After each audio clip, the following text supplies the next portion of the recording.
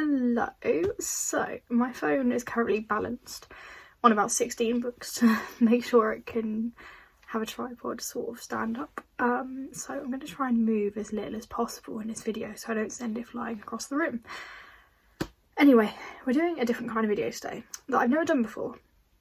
And I want to talk about the books I read in January. Now normally I would write this as a blog post because I can be a lot more coherent with my thoughts writing than I can through words talking to a camera, because I tend to get a bit of a fluster and I repeat myself and it all ends up a bit of a mess. But we're going to see how it goes. I don't know if this video is going to see the light of day. If it does and you're watching, I hope you enjoy it. If it doesn't see the light of day, then this whole thing is pointless. Great. Basically I just want to try and do more videos that aren't unboxings, but also my books are all over the place, so I can't really do like show me a book where you like the cover, show me a book which has the found family trope, because it would mean I'd have to run around my house like a headless chicken. So until I get a proper setup for my books, those videos can't really be easy for me to film. So I thought this was a good start, a good try. Look, you don't lose anything by trying, okay? So we're going to try, and I haven't got to be like fluently, effortlessly there. That's a good start. I haven't got to be fluent or effortlessly perfect or write a verbal essay on these books like I'm just a random person talking about books that she read. So it's not even that deep. So I don't know why I'm overthinking it. But anyway, we're going to get into the books. I read 5 books in January, which I was very proud of myself for, because I was like aiming to read like 3. And it was a very busy month and I've been working a lot and going to London a lot. But yeah, I managed to read 5 books and they were all pretty diverse, which is exciting. And they were all 5 stars, I think. Yeah, they were all 5-star reads, which has never happened before. Like, I've never had a month full of 5-star reads, and I never normally throw out my 5 stars that quickly. But hey, let's talk about them. So, the first one was Aisha At Last, and this is a Muslim modern retelling of Pride and Prejudice. Now, I don't like Pride and Prejudice, it bores me. I've tried to read it like 4 times and every time I'm like, this is just sending me to sleep. But this I really loved. I think it was the fact that it was modern, it was a Muslim retelling, and it was just really fun. It felt like a little bit of like a chick lit, quick, easy read. And despite it being a Pride and Prejudice retelling, you had like the Pride and Prejudice storyline, but then other storylines like connected to the story that weren't Pride and Prejudice, if that makes sense. So you had like Islamophobia in the workplace, you had what it's like growing up under your parents' rule and what it means to be yourself even though other people might not agree with your choices. It covered, there was a storyline about fraud in there. There was a lot of different things going on which were handled really respectfully and were really interesting to read about in this context. And a lot of people have said like the ending felt really rushed, and I can kind of see why they felt that, but for me the most of the story was about like the characters and the character building, and then the ending was just like a nice way to tie up all the loose ends that they had. So yeah, there was a lot of storylines in here. It was a lot of fun to read. It was a quick and easy read. I read it in like 3 days. I very much enjoyed that. Yes, 1 book down. So I'm not going to edit my video, so you're going to get all these awkward like bits in the middle, which is great fun for you guys.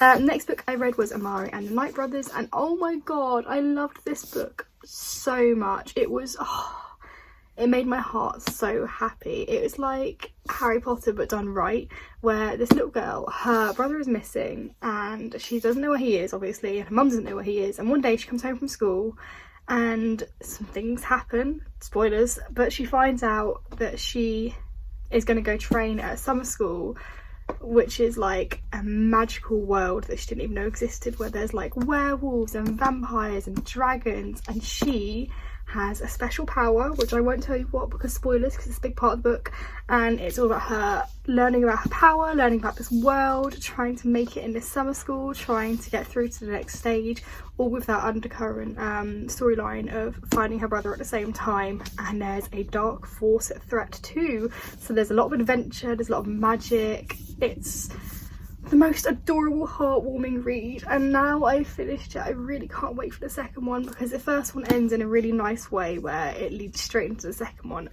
But I can't wait, it was just absolutely adorable. There was so much world building, it was making my heart so happy. Amari is the most adorable girl ever, I want to give her a hug.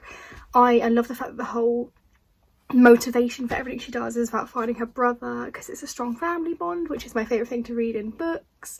All the characters were really so well written. Like, I love them, I hate them, I love to hate them. There's grey characters, and considering this is a middle grade book, like, me in my 20s absolutely loved it and found it so well written, so enjoyable. Just made me so happy. Read this book, okay? If you're going to read any of the books I recommend to you in this video, read this one. It will make you so happy. Oh, my absolute heart. Like, I didn't expect to love this book as much as I did, so that was book number 2. And now we get into a heavier book, which is completely different to Amari, and that is Internment. And this is basically set in, I was going to say it's set now, it's set like as if this was present day, but it's about if Muslims were having their rights restricted, so they have curfews and they can't vote or something, and then one day Layla and her family get put into a Muslim internment camp, and it's about how they cope in the camp, really. Like, it's about finding community in the camp, it's about standing up for your rights, it's about how you just get through every day as best as you can, and it kind of builds up to where Layla has a lot of internal arguments with herself, where she's like, well, do I just keep my head down and get on with it until this is over, or do we start protesting, do we start causing chaos and proving that we're still here, we still deserve rights, and what they're doing is not fair to us. It wasn't an easy read, I will say that. It was a very heart-wrenching and hard-hitting read, but it is also a very, very good read and a very powerful one. So I would recommend it, but I'd say if you're going to read it, be prepared for what you're going in for. And it is a YA book, so it's not like horrendous, but it's enough, if that makes sense. I don't know. I found it hit quite close to home as well, though, because not only was the main character's name Layla, but I have Turkish heritage, so a lot of my family are Muslim, and we have seen on the news for the last like however many years that there's a lot of hatred towards other groups at the moment, and it's just a scary place to be. And so this book felt very real. But yeah, it was a very well written book, and it did raise a lot of questions within myself as I was reading. I was like, what would I do in that position? And I can't judge that character because they're doing what they think is right, or they're doing what they have to cope or survive or get through this. So it was very thought-provoking. So yes, would recommend it, but be prepared going in. And that was my 3rd book of the month. My 4th book of the month was a poetry book, and I've read a couple of poetry books now and I really like them because they're quite quick and easy reads, and that was Punching the Air. And this was about a boy who was put into prison for a crime he did not commit. He got into a fight with a white boy and he threw the first punch, but that is it. And then after that, the boy ends up unconscious in hospital in a coma, I think, and what's his name? Amal is sent to prison for the entirety of the crime, even though it wasn't all on his shoulders.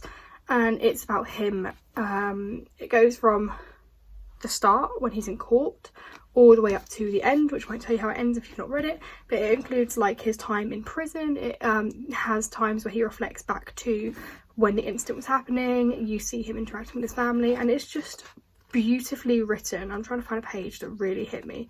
There you go. It's beautifully written, and there's gorgeous like illustrations on pages and stuff. It's very visual. It's very quick and easy read, but the content itself is not quick and easy, where it tackles the racism in prisons, it tackles community, it tackles the fact that there is white privilege that exists and it needs to be acknowledged. So it's a very hard-hitting book, but it was a book that I flew through. It was super easy to read, and by the end of the book I was like, my heart was breaking for Amal, and I think he just deserves better. And the really sad thing is that there's a little afterword at the back where this isn't an uncommon occurrence. This happens a lot, and it's just, and there's no being around the bush. It's not right. It's really heartbreaking, and people deserve better. But that's a topic to cover on another day, basically, because I'm gonna go off on a tangent on a rant. But yeah, book 4 was Punching the Air. Would recommend that as well. I also think this is a very good book if you're just starting to read poetry, because you can kind of read it like as if it was not poetry, if that makes sense. So like the first time I read a poetry book, I found it really hard to get my head around the fact that it was written in poetry and not long sentences, whereas this is kind of like a happy medium between the two. So it is poetry, but you can kind of flick through it really quickly. So this could be a good first poetry book for people. Next up is Ariadne, and this is the last book I read. I actually have 2 copies of this. I have the blue hardback copy. That was not coherent. The blue hardback copy, and the white paperback copy, because I wanted this copy. So Shona, my friend, sent it to me when I was recovering from surgery to cheer me up, and it was very lovely of her. And then when I went to my local Waterstones book club, they announced that Ariadne was the book we were reading this month, and there was the Waterstones Book of the Month edition, so I bought it. And I used this one for reading when I was out and about on trains and stuff and at work, and then I used my hardback edition when I was at home, and you know, that's fine, that's justifiable. Treat yourself. I use the phrase treat yourself way too much. I need to stop treating myself. Anyway, off topic. Ariadne is the feminist retelling of the ancient historical figure Ariadne, who helped Theseus escape from the Minotaur. The story we all know very well. Ariadne helps Theseus escape from the Minotaur, and Theseus gets all of the celebration for it because he did that all by himself, clearly. This book was fantastic. Like, we all know this story, or even if you don't know the story, but we all know this story, but I've never read it told like this. And even at the end of the book, my heart was still breaking for Ariadne, and I still wanted the absolute best for her, even though I know what happens, and I was still in tears at the end of it. It really, it was so beautifully written. It felt very lyrical, very poetical. Poetical? That's not a word, is it? It felt very low. Oh my god, my words. This is why I don't film these kind of videos. It was very lyrical, very poetic. It was very beautifully written with all these gorgeous descriptions, really bringing everything to life. And it really covers quite a broad range of history, because it covers from when Ariadne's a little girl to the Minotaur being born, all the way up to the very end of the book, which I can't really say what happens for spoilers, but when Theseus is a man with a son of his own, and so it covers, like, that must be like, what, 30 plus years of history, but it's told in a very concise way. It's written in a very easy to read way where even if you don't know anything about ancient history or this story at all, you can still read this and understand what's going on. Everything's explained in a way that's easy but not making you feel like an idiot. So if you don't know who anyone is, or you don't know where you are or what the story is, it's told to you as if you don't know anything, and as if you're reading a story just for the first time and you've just picked it up off like the contemporary fiction shelf. So it's a very easy book.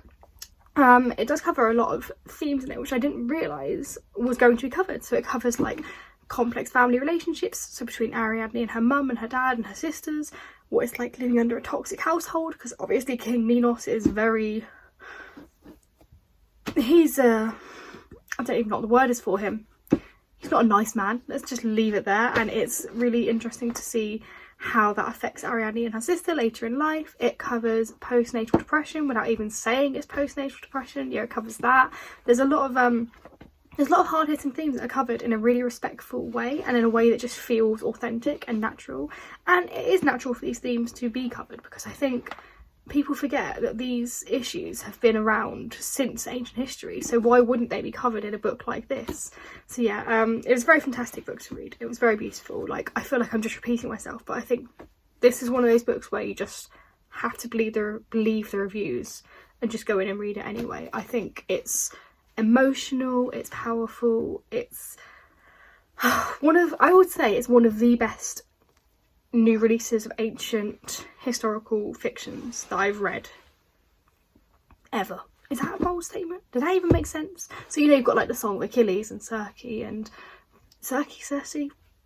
whatever that is, and you've got like the Silence of the Girls and the Woman of Troy, and you've got Troy and Mythos and Heroes. This is probably my favourite book within that category that I've read so far. Like, I just adored it. It was just so much better than I thought it was going to be, because I thought I might get bored, or it might tail off, or it'll be alright. But no, this is a firm 5-star read. Hugely recommend. Ariadne, please read it. Please, please. It just is. I feel like this video, and that is all the books that I read in January. I'm currently reading They Both Die at the End, but I don't think I'm going to finish that by the end of January, which is why I was like, just do the video now. I hope this made some kind of sense. I feel like I wasn't really coherent enough with my thoughts. I feel like I just kind of rambled for like 20 minutes and nothing really came of it. So I don't know if I will do another one of these videos again. I might do another one in the future when I feel like I can talk a little bit better about what I thought about these books. But I feel like that was quite messy. If you got anything out of it? Please tell me, because that will help me decide whether I want to do another one of these videos in the future. If it was absolutely awful and you were like, I don't know what she's talking about, tell me that as well, so that I can actually sort myself out and maybe not do another one until I've actually got a coherent thought process in my head. They were the 5 books I read in January. I hope whatever you read you enjoyed. I hope you are as happy and healthy as you can be. And I'll see you very soon, because my fairy loot box is on the way. Take care of yourselves, take care of each other. Lots of love, and bye.